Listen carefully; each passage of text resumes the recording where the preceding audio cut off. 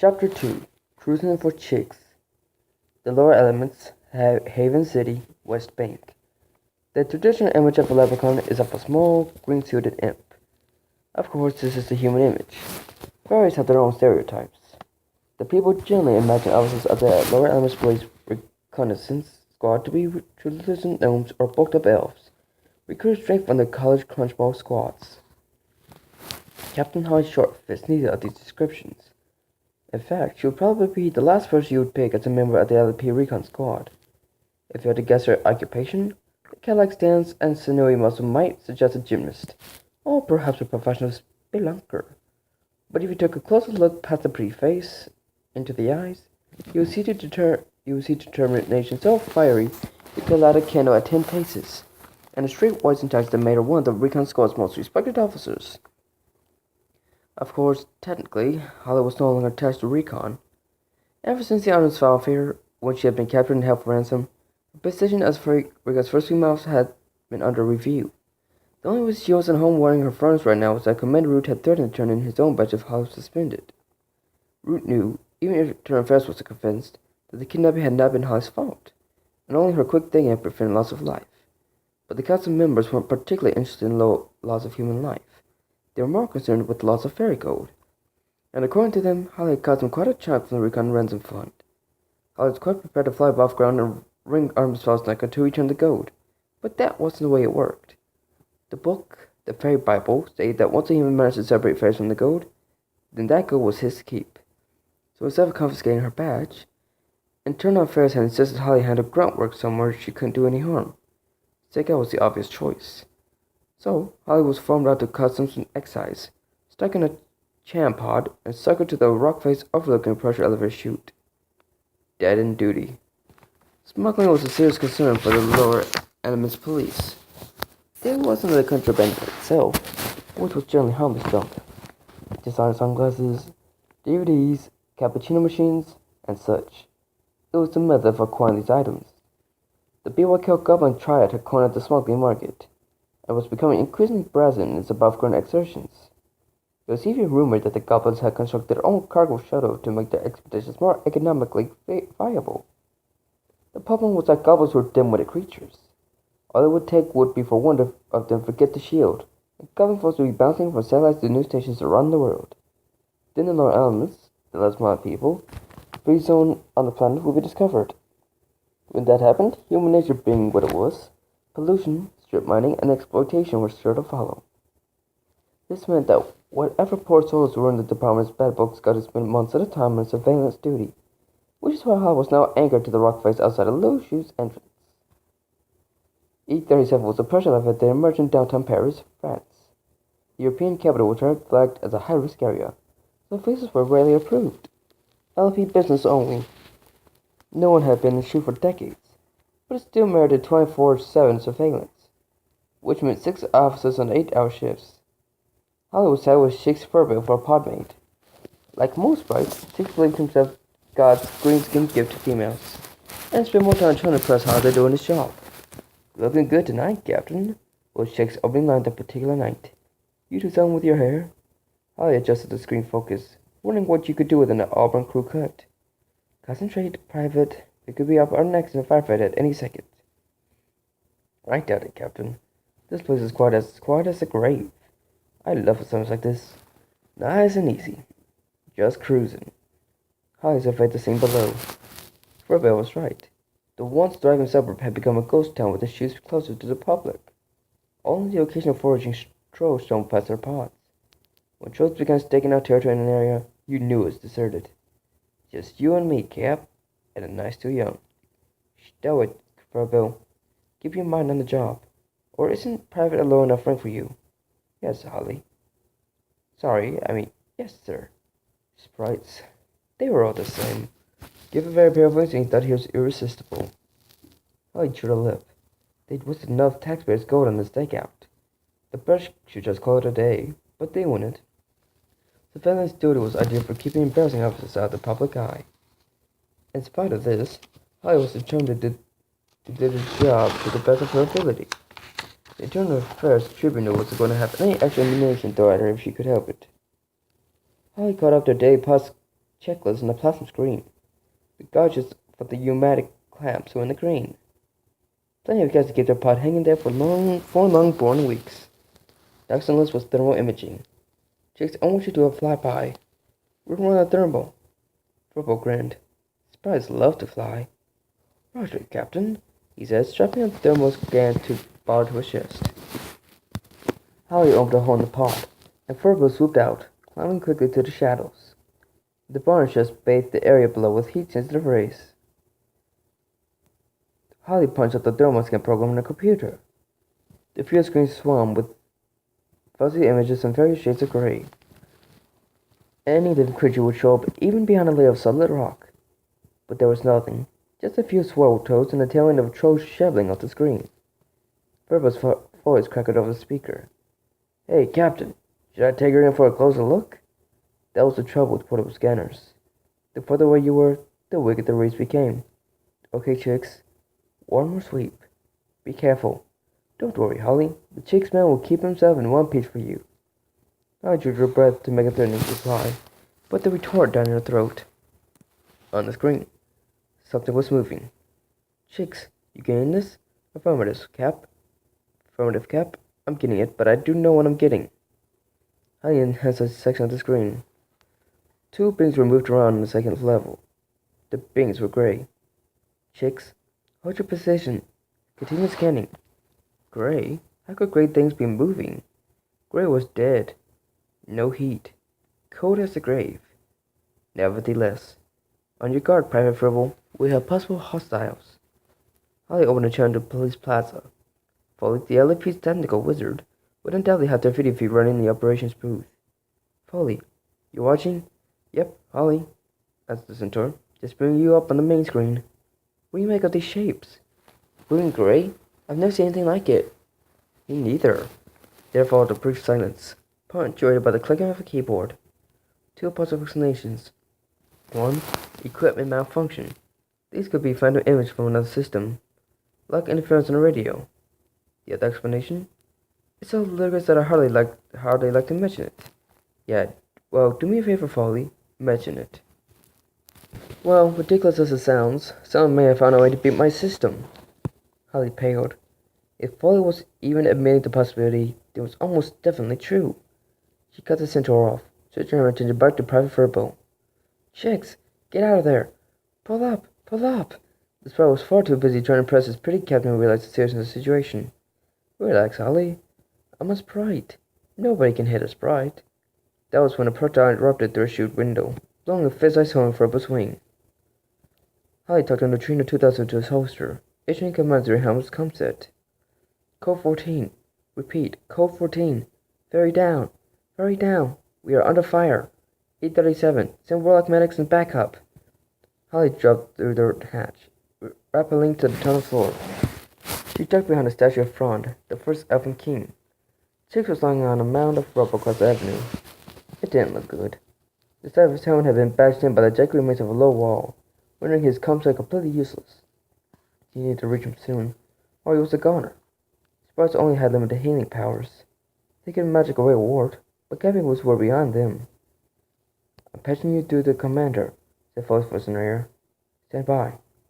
Commander Rouge's grisly tones barked across our airwaves. He did not sound in the best of moods. No surprises there. Captain Short, I want you to hold your position until backup gets there. Dave, Commander. Chicks is hit. I have to reach him. Holly, Captain Kelp is minutes away. Hold your position. Repeat, hold your position. Behind the helmet's visor, Holly gritted her teeth of frustration. She was one step from being booted out the LP, and now this. To rescue Chicks, she would have to disobey a direct order. Rouge sensed her indecision. Holly, listen to me. Whatever they're shooting at you, punch straight through Furbo's wing. Your LP fast is no good, so sit down and wait for Captain Kelp. Captain Kelp.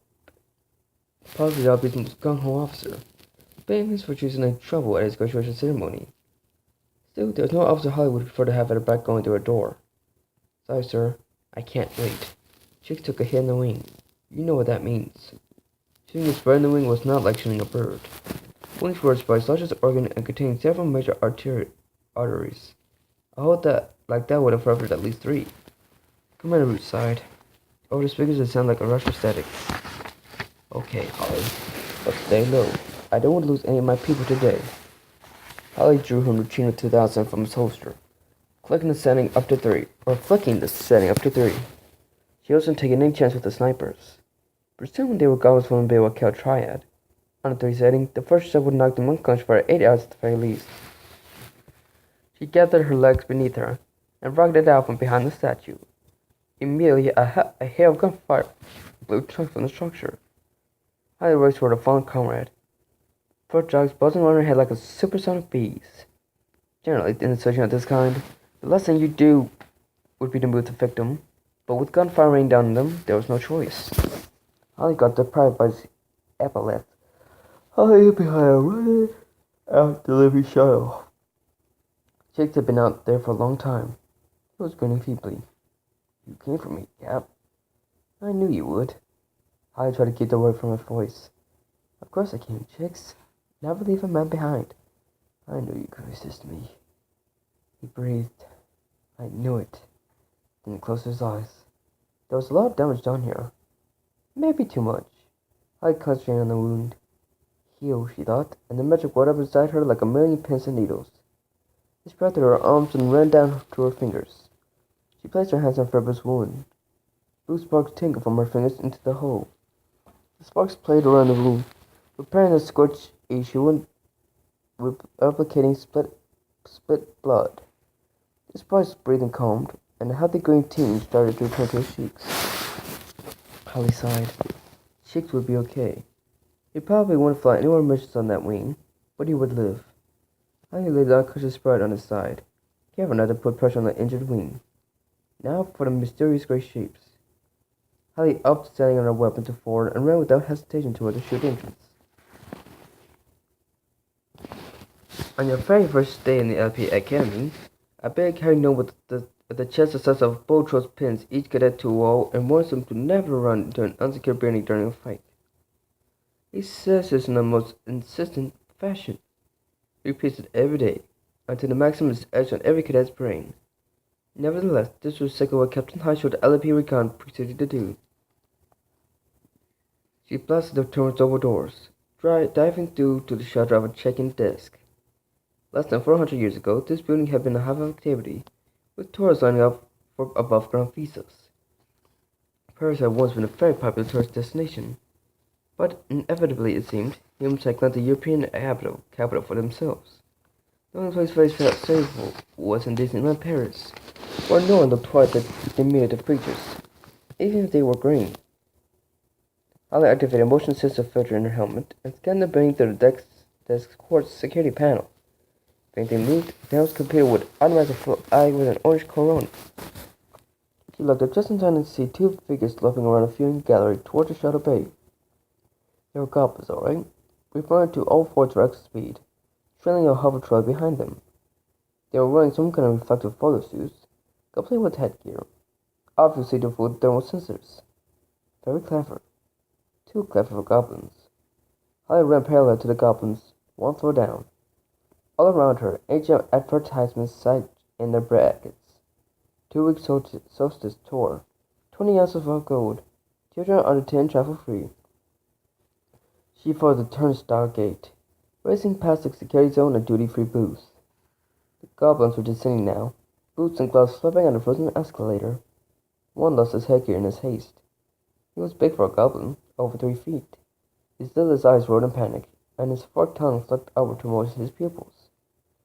Captain Short squeezed off a few bursts on the run. One clipped the backside of the nearest goblin. I groaned. Nowhere near a nerve center, but it didn't have to be. There was a distinct to those photo suits. They conducted neutrino charges. The charge spread through the suit's material like fire ripples across a pond. The goblin jumped a good 6 feet straight up, then tumbled unconscious to the foot of the escalator. The hover trolley spun out of control, crashing into a luggage carousel. Not just a small cylindrical object spilled from a shattered crate. Goblin number 2 fired a dozen rounds Holly's way. He missed, probably because his arms were jittery with nerves, but also because firing from the tip only works in the movies. Holly tried to take a screenshot of his weapon with her helmet cam for the computer to run a match on, but there was too much vibration. The chase continued down the conduits and into the departure area itself. I was surprised to hear the hum of docking computers. There wasn't supposed to be any power here. LP Engineering would have dismantled the generators. Why would power be needed here? She already knew the answer. Power would be needed to operate the shuttle monorail under mission control. Her suspicions were confirmed as she entered the hangar. The Gumbos had built a shuttle. It was unbelievable. Gumbos had barely enough electricity in their brains to power a 10-watt bulb. How could they possibly build a shuttle? Yet there it was, sitting in the dock like a used craft sales's worst nightmare. There wasn't a bit of it less than a decade old, and the whole was a patchwork of weld spots and rivets. Alice watched her amazement, concentrating on the pursuit. The government had paused up a set of wings from the cargo hold. She could have taken a shot then, but it was too risky. She wouldn't be surprised if the shuttle's nuclear battery was protected by nothing more than a single layer of lead. The goblin took advantage of the reprieve to skip down the access tunnel. The monorail ran the length of the scorched rock to the massive chute. The chutes were natural vents that riddled the Earth's mantle and crust. Magma streams from the planet's molten core blasted toward the surface at irregular intervals. If it wasn't for these pressure releases, the Earth would have shaken itself to fragments aeons since. The LIP had harnessed this natural power for express shuttle shots. Reconnaissance rolled the flares and titanium eggs in times of emergency. For a more leisurely trip, shuttles ascended to the various terminals around the world. Holly slowed her pace. There was nowhere for the goblin to go. Not unless he was going to fly into the chute itself. And nobody was that crazy. Anything that got caught up in a Mac flare got fried right down to the subatomic level. The chute's entrance loomed ahead, massive and ringed by charred rock. Holly switched on the helmet's microphone. "That's far enough," she shouted over the howl of cold wind. "Give it up. You're not going into the chute without science." Science was LP speak for technical information. In this case, silence would be flare prediction times, accurate to within a tenth of a second. Generally, the goblin raised a strange rifle, this time taking care of a lane. The firing pin dropped, but whatever this weapon was found, there wasn't any left. That's the problem with non-killer weapons, you run out of charge. Good Holly, fulfilling the age-old tradition to fire 5 banter, even though her knees were threatening to fold. In response, the goblin heaved off Rob in Holly's direction. It was a terrible throw, landing 15 feet short, but it served its purpose as a distraction. The Boa Cow tried, remember, used a moment to fire up its wings. They were old models, rotary motor and a broken muffler. The roar of the engine filled the tunnel. There was another roar behind the wings, a roar that Holly knew well from a dozen logged flight hours in the chutes. There was a flare coming. Holly's mind raced. If the Gumbos had somehow managed to hook a terminal to a power source, then all the safety features would have been activated, including Captain Short World, but the blast doors were already closing. The fireproof barriers were automatically triggered by a thermal sensor in the chute. When the flare passed by below, 6-foot-thick steel doors shut the access tunnel off from the rest of the terminal. They were trapped in here with a column of magma in the way. Not that the magma would kill them, there wasn't much of a spill from the flares. The superheated air would bake them drier than autumn leaves. The goblin was standing on the tunnel's edge, oblivious to the impending eruption. Holly realized that it wasn't a question of future being crazy enough to fund the chute. It was just plain stupid. The jaunty way the goblin hopped into the chute, rising rapidly from view. Not rapidly enough.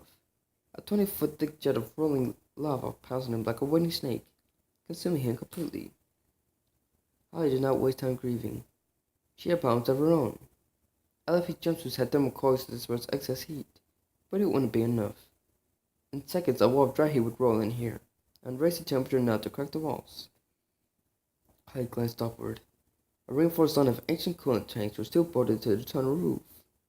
She set her blaster to maximum power and began sinking charges into the bellies of the tanks. This was no time for subtlety. Tanks buckled and split, belching out rancid air and coolant traces. Useless. They must have bled out over the centuries, and the Goblins had never bothered replacing them. But there was one, a black oblong, out of place among the center green LP models. I positioned herself directly underneath and fired. Dusty gallons of coolant enhanced water crashed into her head. At the very moment, a heat wave came billowing in from the chute. It was a curious sensation to be frozen and burned almost simultaneously. Holly had felt blisters pop on her shoulders, only to be flattened by water pressure. Captain Shaw was driven to her knees, lungs stuffing for air. But she couldn't take a breath. Not now. She couldn't raise a hand to switch on the helmet tank. After an eternity, the roaring stopped, and Holly opened her eyes to a tunnel full of steam. She activated the mist-sternovisor and got up off her knees. Water slid in sheets from her non-friction suit. She released her helmet seals, taking deep breaths of tunnel air. Still warm but breathable. Behind the blast door slid open, and Captain Trouble Kelp appeared in the gap along with an LAP rapid response team. Nice maneuver, Captain. Holly didn't answer, too absorbed by the weapon abandoned by the recently vaporized goblin. This was the prize pick of rifles, almost 2 feet long, with a starlight scope clipped above the barrel. Holly's first thought had been that some of the Bulwark Hell were manufacturing their own weapons. But now she realized that the truth was far more dangerous. Captain Short pried the rifle from the half-melted rock. She recognized it from her history of law enforcement and service. An old soft-nosed laser. Soft-noses had been outlawed long ago. But that wasn't the worst of it. Instead of a fairy power source, the gun was powered by a human AA alkaline battery. Trouble, she called. Have a look at this. Darvit, breathed Kelp, reaching immediately for the radio controls on his helmet. Give me a priority channel coming en route. We have Class A contraband. Yes, Class A. I need a full team of techies. Get Foley, too. I want this entire quarter shut down. Trouble continued spelling orders, but they faded to a distant buzz in Holly's ears. The Bulwark Hell were training with the Mudmen. Humans and goblins working together to reactivate outlawed weapons. And if the weapons were here, how long could it be before the Mudmen followed? Help arrived just after the nick of time. In 30 minutes, there were too many halogen spotlights buzzing around E37 that it looked like a Gollum road movie premiere. Foley was down on his knees, examining the unconscious goblin by the escalator. Foley was the main reason that humans hadn't yet discovered the people's underground layers. He was a technical genius who had pioneered every major development from flare prediction to mind weapon technology. Every discovery made him less respectful and more annoying, but rumor had it that he had a soft spot for a certain female recon officer. Actually, the only female recon officer. Good job, Holly, he said, rubbing the gob's reflective suit. You just had a firefight with a kebab. That's it, Foley. Draw attention away from the fact that the Bulwark Hell fooled your sensors. Foley tried on one of her helmets. Not the Bulwark Hell. No way. Too dumb. Goblins just don't have the cranial capacity. These are human in manufacture. Holly snorted. And how do you know that? Recognize the stitching? Nope, replied Foley, tossing the helmet to Holly. Holly read the label. Made in Germany. I guess that this is a fire suit. The material keeps the heat out as well as in. This is serious, Holly. We're not talking a couple of designer shirts and a case of chocolate bars here. Some humans doing some serious smuggling with the Bulwark Hell. Foley stepped out of the way to let the technical crew access to their prisoner. The techs would take the unconscious goblin with a subcutaneous sleeper. The sleeper contained microcapsules of a sedative agent and a tiny detonator. Once tagged, a criminal could be knocked out by a computer if the LP realized he was involved in an illegal situation. You know who's probably behind this, don't you? Said Holly. Foley rolled his eyes. Oh, let me guess. Captain Short's arch-enemy, Master Artemis Fowl. Well, who else could it be? Take your pick. The mud people have been in contact with thousands of mudmen over the years. Is that so? retorted Holly. And how many that haven't been mind-wiped? Foley pretended to think about it. It just in the Foley had jumped in his head to deflect any brain-probing signals that could be focused this way. 3? He muttered eventually. Pardon? 3, okay? Exactly. Foley and his pet gorillas. Artemis is behind us. Mark my words. You'd just love that to be the case now, wouldn't you? You'll finally get a chance to get your own back.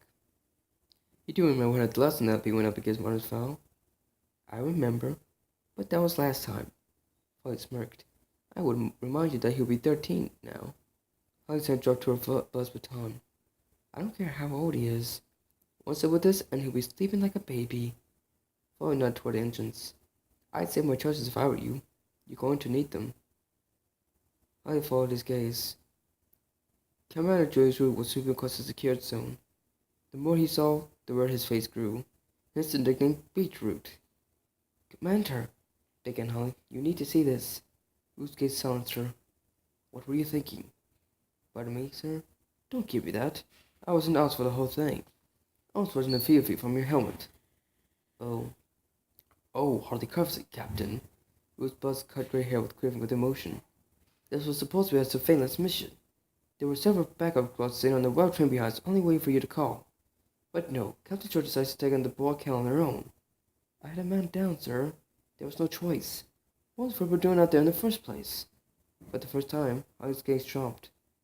I sent him out to do a demo, sir. Just follow regulations. Root nodded. I just talked to the paramedic Warlock.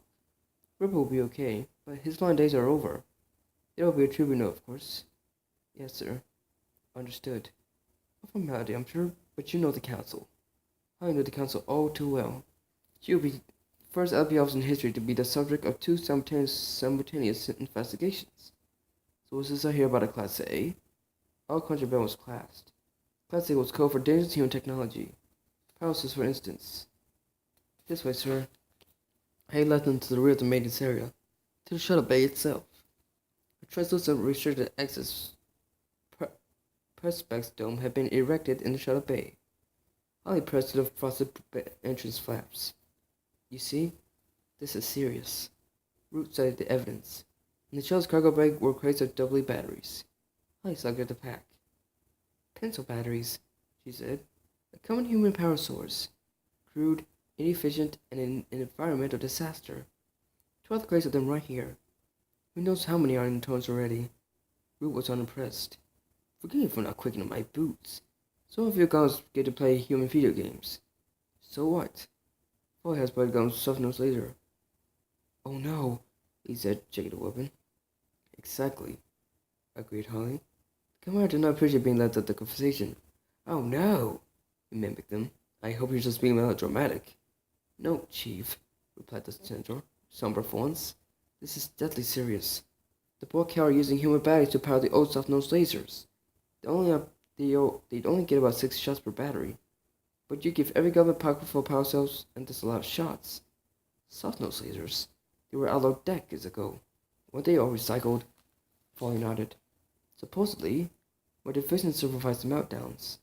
Now, not that we consider priority, they were originally powered by a single solar cell. The lifespan of less than a decade.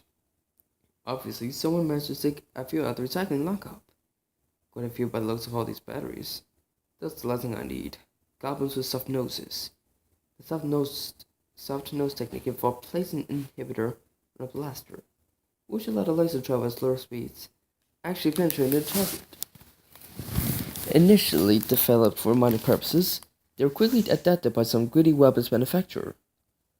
The soft nose were just as quickly outlawed, for the obvious reason that these weapons were designed to kill and not to incapacitate. Now and then one found its way into the hands of a gang member, but this does not look like an isolated case. This looks like somebody was planning something big. You know what the worrisome thing about this is? Said Foley. No, said Ruth with calmness. Do tell me what the worrisome thing is. I turned the gun around. The way this weapon has been adapted to take a human battery. Very clever. There's no way a gun figured this out on its own. But why adapt the soft noses? Asked the commander. Why not just use the old solar cells? Those solar cells are very rare. They're worth their weight in gold. Antique dealers use them to power all sorts of old gadgets. And it would be impossible to build a powerful power cell factory of any kind without my systems picking up emissions. Watch them just steal them from the humans. Root lit one of his trademark fungal cigars. Tell me that's it. Tell me there's nothing else. Holly's gaze flickered to the rear of the hangar. Root caught the glance and pressed past the grates of the makeshift shutter in the docking bay. The commander plunged his craft. What the hell is this, Foley? The centaur ran a hand along the ship's hull. It's amazing. Unbelievable. They put a shuttle together from junk. I'm surprised this thing gets off the ground. The commander bit down hard on his funky cigar. Well, you're finished admiring the goblets, Foley. Maybe you can explain how the boy Kel got a hold of this stuff. I thought all outdated shuttle technology was supposed to be destroyed. That's what I thought. I retired some of the stuff myself. This stopper booster used to be an E1. So cut the short blew it out last year. I remember signing the destruct order. Ruth spared a second to shoot Holly a withering glance. So now we have shuttle parts to skip the recycling smart as well as self-nosed lasers. Find out how the shuttle got here. Take it apart, piece by piece. I want every strand of wire, laser footprints, and DNA. Feed all the serial numbers into the mainframe. See if there are any common denominators. Foley nodded. Good idea. I'll get someone on it. No, Foley, you get on it. This is priority. So give your series theories a rest for a few days. And find me the inside fairy who's selling this junk. But Julius, protested Foley, that's grunt work. Root, take a step closer. 1, don't call me Julius, civilian. And 2, I'd say it was more like donkey work. Foley noticed a faint pulse in the command's temple. Point taken, he said, removing handheld computers from his belt. I'll get right on it. You do that. Now, Captain Short, what is our BYK prisoner saying? Clay shrugged. Nothing much. Still unconscious. He'll be coughing soon for a month as soon as he wakes up. Anyway, you know how the BYK works. The soldiers aren't told anything. This guy's just a grunt. It's a pity the book club is using the mesmer on the fairies. Said Root, his face growing redder than the baboons behind. An even greater pity that his convention outlawed truth drugs. Otherwise, we could pump this conflict full of serum until he sank like a drunken madman. The commander took several deep breaths to calm down before his heart stopped. Right now, we need to find out where these batteries came from, and if there are any more in the lower elements. Hyde took a breath. I have a fifth theory, sir. Don't tell me, groaned Root. Artemis Fowl, right? Who else could it be? I knew he'd be back. I knew it. You know the rules, Holly. He beat us last year. Game over. That's what the book says. Yes, sir, but that was a different game. New game, new rules. If Hal is supplying power cells to the block hell, the least we can do is check it out. Root considered it. If Hal was behind this, things could get very complicated very fast. I don't like the idea of interrogating Fowl on his turf, but we can't bring him down here. The pressure underground would kill him. I disagreed. Now if we keep him in a secure environment, the city is equalized. So are the shuttles. Okay, go, the commander said at last. Bring him in for a little chat. Bring the big one, too. Butler? Yes, Butler. Root paused. But remember, we're going to run a few scans, Holly. That's it. I don't want you using this as an opportunity to settle score. No, sir. Strictly business. Do I have your word on that? Yes, sir. I guarantee it. Root ground the cigar butt beneath his heel. I don't want anyone else getting hurt today. Not even Artemis Fowl. Understood. Well, added the commander, not unless it's absolutely necessary.